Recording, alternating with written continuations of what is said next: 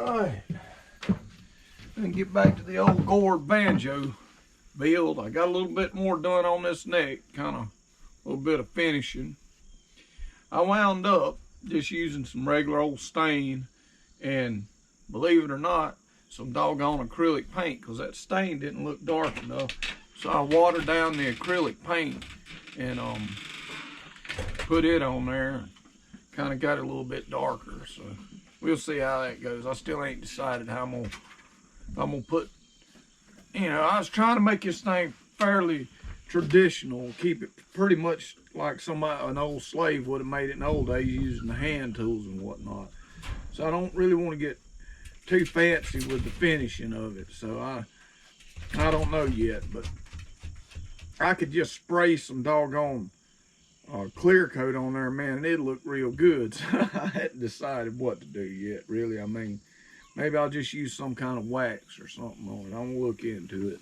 Anyhow, that's as far as I've got on that. I haven't drilled any holes in it or anything.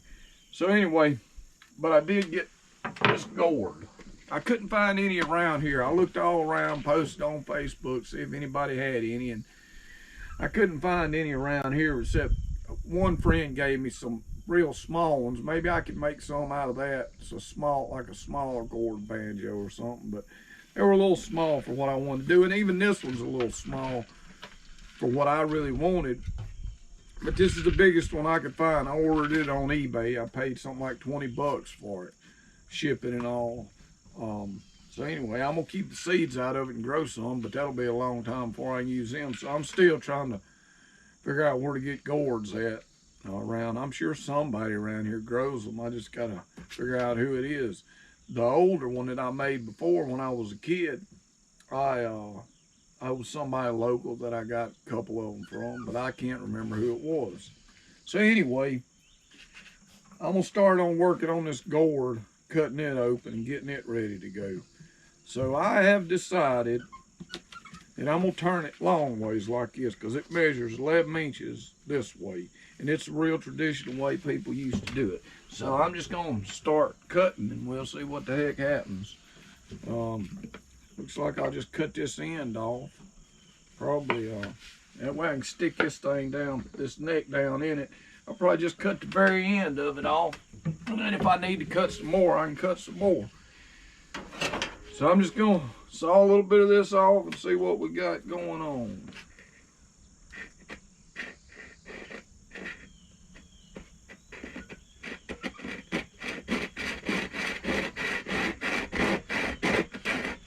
This part of the video will get pretty boring, so I'll just stop the video and I'll go ahead and cut this front off too. This part's got a little spot in it, so I'll cut that. That's where I'll cut it off, and I'll come back and show y'all when I get done. I'm just gonna use this saw and saw it off.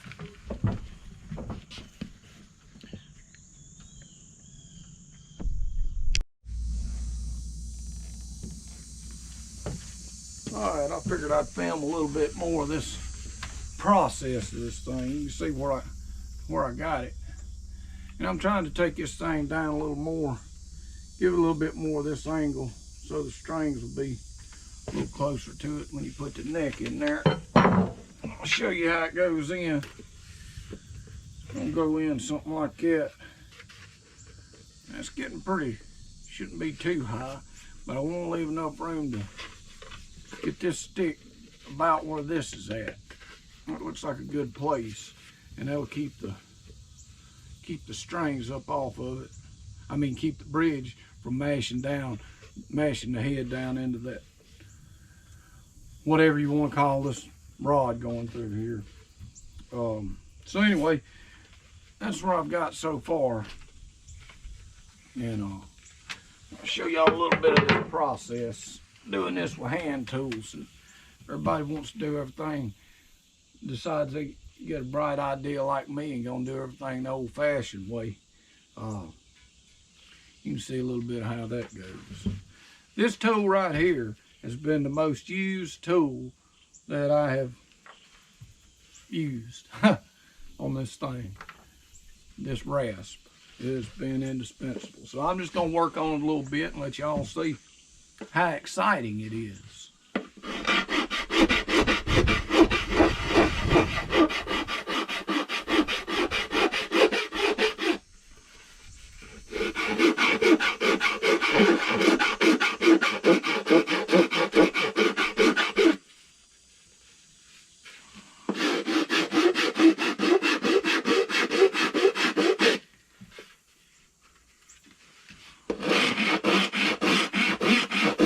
So anyway, you get the idea. Just hours and hours of that, and you get it just like you want it. I still got to drill some holes in there. I'm debating on getting one of them reamer, auger, I don't know what you want to call it, for fiddle tuners to put the holes in there. I got a whole bunch of fiddle tuners, so I ain't gonna bother to make them. Anyway, I got old hand auger out yonder that I can drill stuff with. I may use it to drill the holes. That'll be keeping with the hand tool thing.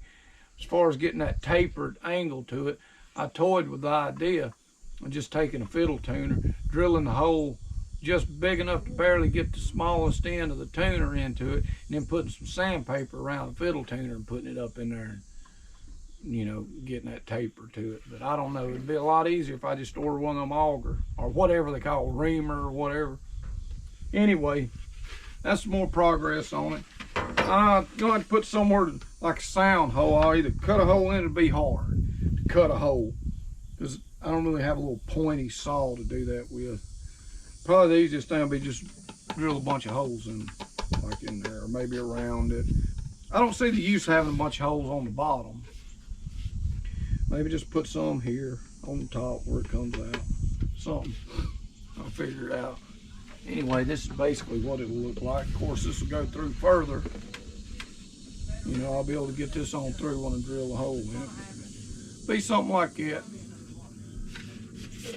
All right. We'll see y'all next time.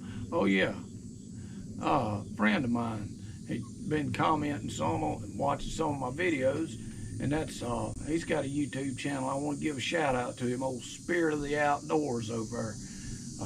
Old Justin, we went to school together.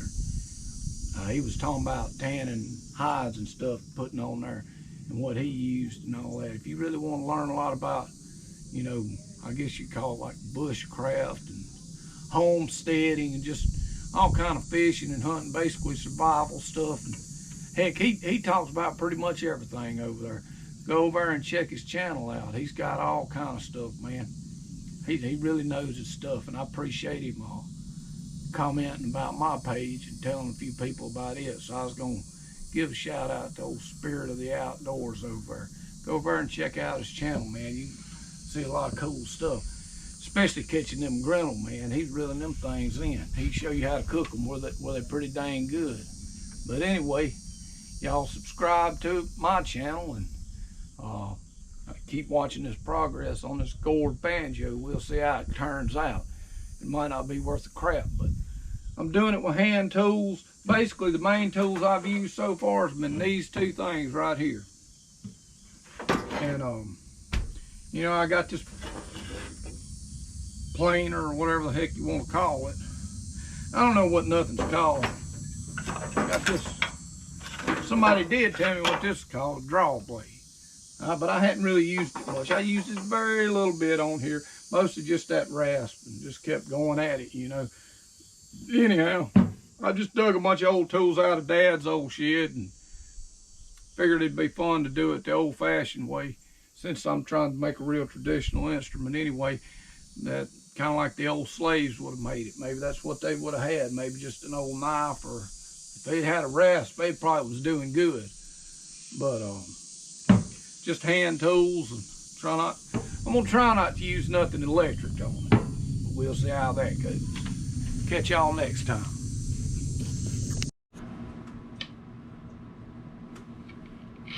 Okay, well, all right then. Here's what I got done on old Gourd banjo yesterday so far. Still got to do some more leveling up with this, I expect, but it looks like the action's going to be pretty decent. May need to bring this back down as it's kind of coming up. Got a wedge cut, got that wedged in there. Got that in the other end. I went ahead and got a little artistic on that. Put moon and stars on there. Because I like moon and star watermelons. It's the best ones we grew this year. They yellow meated. They were pretty darn good. So that's what I was thinking about when I put that on there. So this neck's pretty much the way it's going to be. I had to do a little adjusting on it right here. Get it to fit up closer to this top. So now it's just a matter of sealing this gourd. You know, I've been thinking a lot about, you know, like I was saying, originally trying to use traditional stuff, but I don't know. I've got some clear coat spray. I don't know what that stuff's made out of, but I know it'll work fine. And I may just use it instead of trying to get some shellac or anything like that. It's just more money to spend, you know. I don't really see the big deal. So I'll probably just wind up using the spray can stuff. I'm sure it'll work just fine. But I'll probably go ahead and stain this thing, give it a little color, and seal it up with that clear coat. I don't know if I'll put any on the neck or not. I may put a little bit on there. I can always sand it back down if I don't like it. But anyhow, that's where I'm at right now. Hope you have a good day. Don't forget to subscribe and hit the notification thing so you can see the progress on this thing. Anyhow, see y'all next time.